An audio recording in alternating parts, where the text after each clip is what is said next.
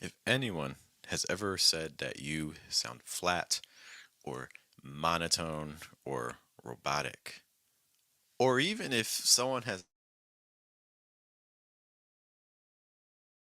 that, understand you. This isn't necessarily an issue with how you're pronouncing individual sounds very often.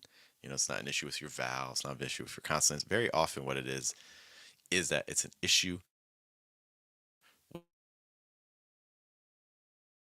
with is I want to walk you through a strategy to make sure that this never happens to you again. And if you're able to work through this and apply it to your speech, you will be able to also sound more natural every time you speak in American English pronunciation. Good morning, good evening, good afternoon, guys. Welcome to your daily American English pronunciation show. Wake up, American. We are here Monday through Friday to make sure that you can get in your 5 to 10 minutes of daily pronunciation practice. To guide you in this process, there's me. Hello, my name is Jeff.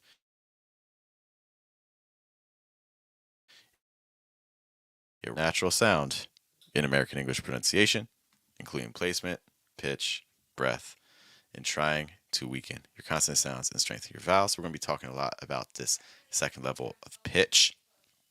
Lots of people joining me this morning. Thanks for guys for paying attention to the slightly earlier stream today. Hello to Levi. Great to see you again. Hello to Emmanuel. Hello to Milad. Hello to Fireboards. They're back. That's exciting. Hello to Kuden. And buongiorno. Buonasera. Depending on what part of the world you're in. Good to see you. Okay. Saying it's lagging a little bit. What can I do about that? All right, what I'm going to try to do, I'm going to try to restart my end and see if that helps, which means that Emmanuel gets to watch his favorite video. All right, give me 1 minute, and I'll be right back. In the meantime, watch this. You were probably in school years ago when your nice English teacher taught you to say these words wrong. All contain vowel sounds that consonants can transform into horrible, horrible monsters. We are hunting down consonants starting with the letter L.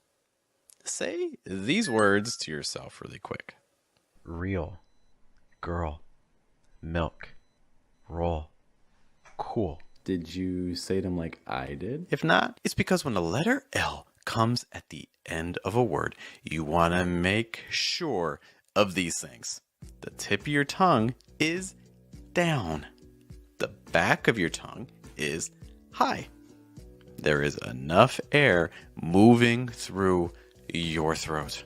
It's like a consonant sound becomes a vowel sound like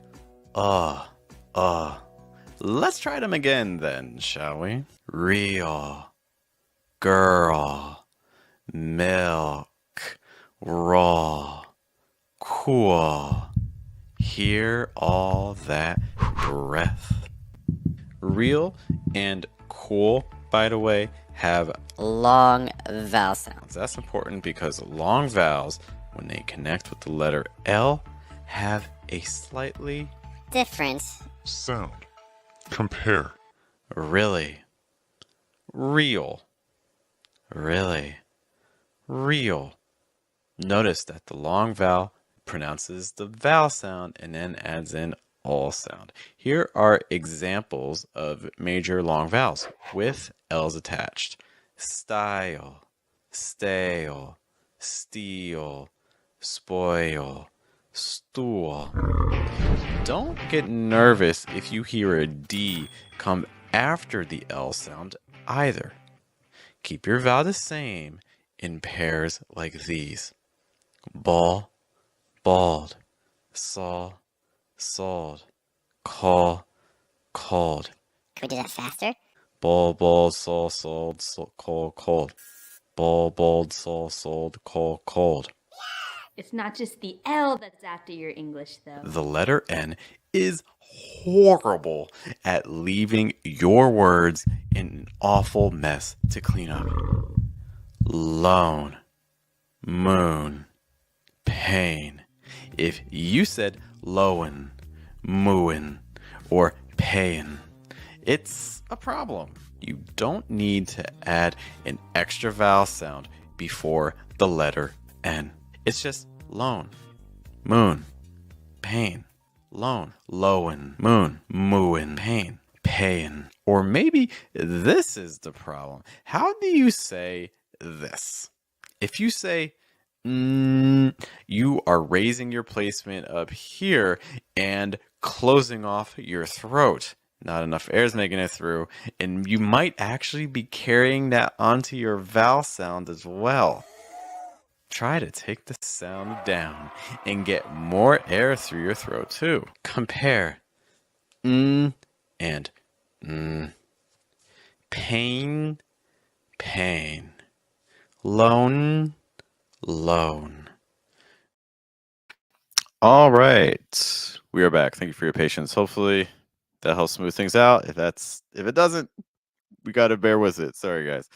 All right, so like I said, I want to focus on a concept that's going to help us out immensely with sounding more natural. And the concept itself is relatively simple. What we need to do is we need to think of English as being two-dimensional. I was doing this last night with a student in our Mission English group, which are small group coaching. And I thought, oh, this could probably also be helpful for everybody because sometimes it's helpful to have a visual model. So let's bring this up. Give me a moment to share my screen. All right. So hopefully you can see this document. Okay. Also, a couple other people stopped by, which is great. What's up, Mohammed? Thanks for stopping by. And Ganchiam, thank you for stopping by. So what we need to remember is that English is two-dimensional. It goes in two directions. It is not three-dimensional. The directions it goes in are typically going to be up and down. Like this, that's up, and this, that's down. If you can remember that, it's going to help you immediately sound more natural. Because in sentences, there's a couple places where this is going to apply. Let me just grab my marker, and I will show you.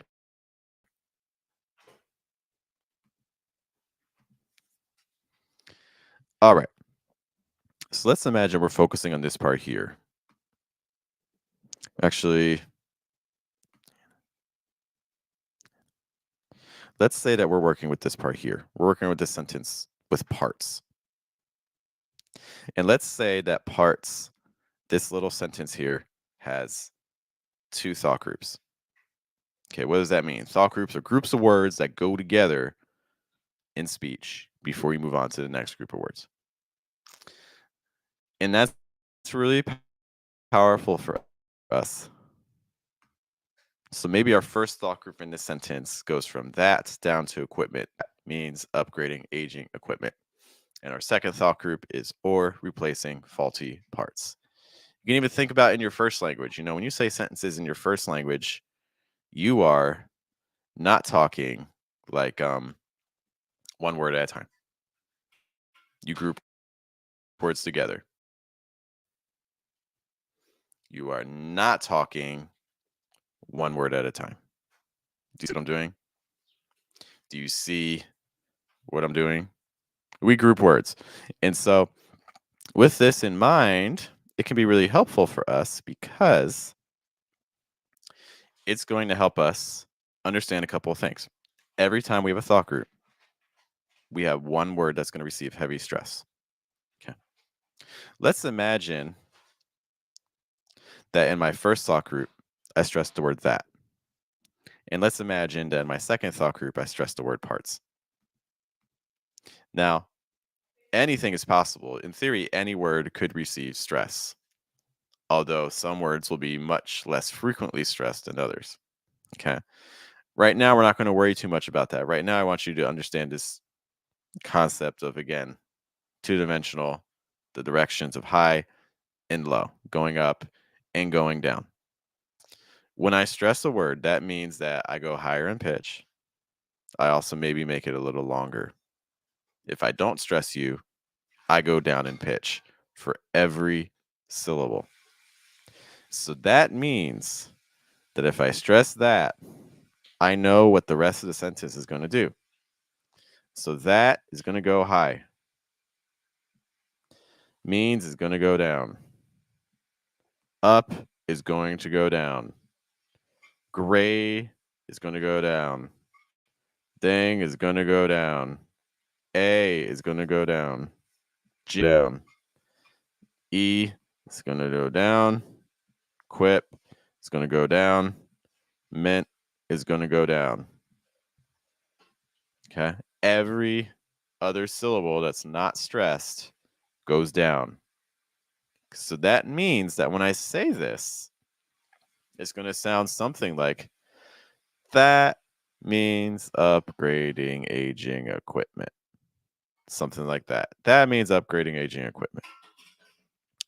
Notice that the direction is not horizontal. I do not go just left to right. I do not stay at the same pitch. This is 2 dimensions, but even that's limited. I can only go up and down. So I don't say that means upgrading aging. See how robotic and flat that can sound versus that means upgrading aging equipment. Okay. Something else that may happen is you may have a rising intonation at the end. Okay. Gotcha, Master. Unfortunately, with this sort of view, I can't zoom in. So I need you to kind of just pay attention to what I'm saying if you can't see it too clearly. My apologies, guys. So just listen to what I'm saying again. That means upgrading aging equipment. Do you see how it's going down with every syllable? Okay. If I have rising intonation at the end, well, that means equipment is then after I start going down, then I'll go up. It's like that means upgrading aging equipment.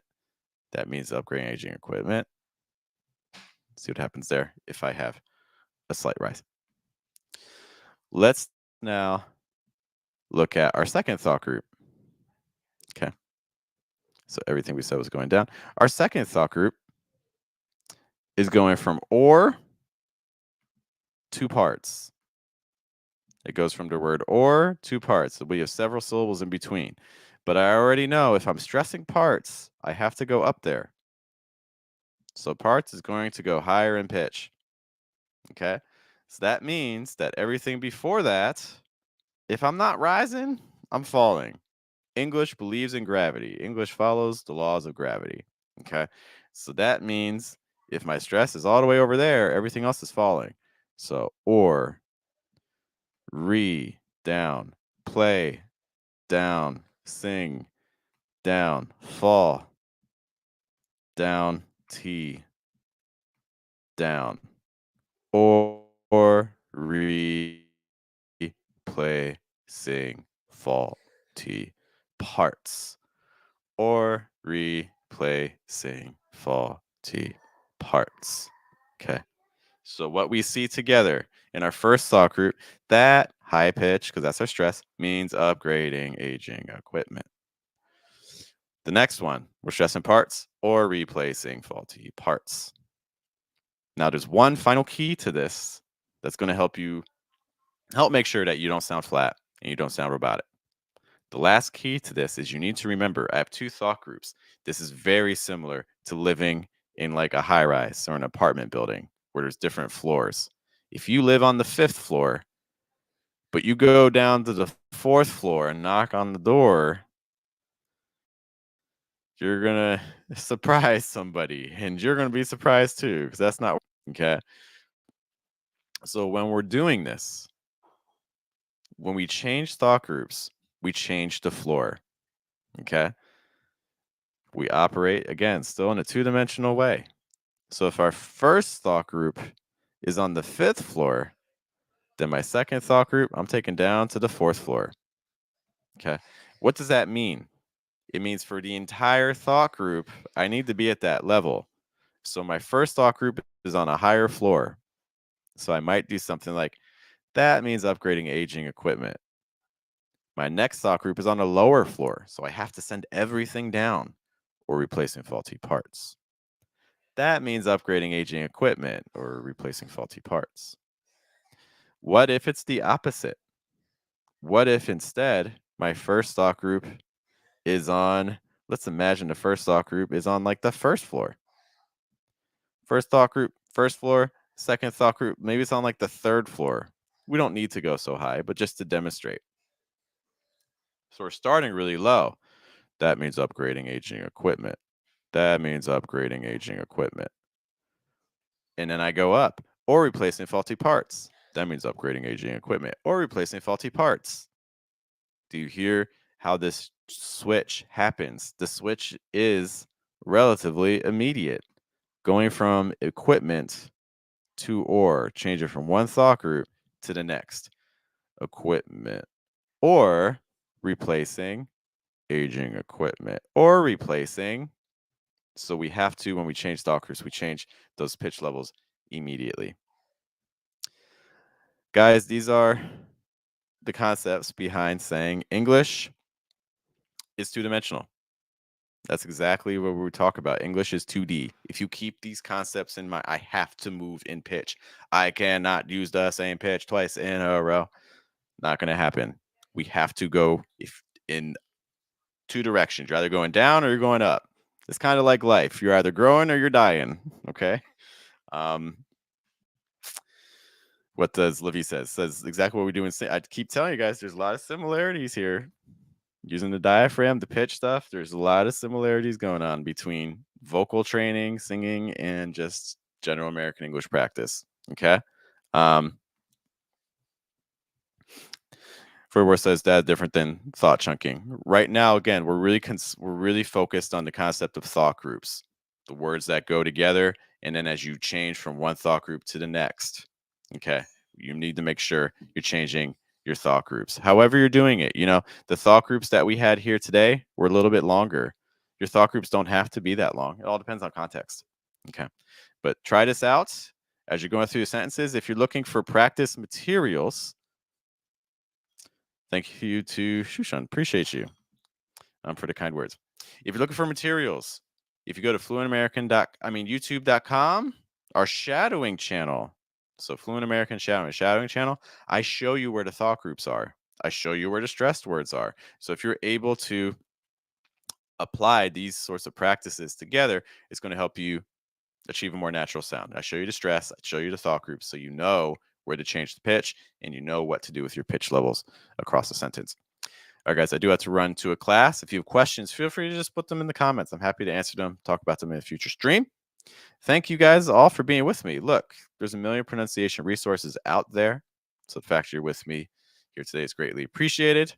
If you're looking to kind of practice these things individually with me, just a reminder, we have our pronunciation group on Telegram. I'm going to be giving them some sentences later today where we can practice moving around pitches. So if we stress at the beginning of a thought group, if we stress at the end of a thought group. So if you're in the Telegram group, that's something you can look forward to tonight when I send the challenge. Otherwise, I will see you all later. Have a good day. Have a good night. Have a good afternoon. Take care.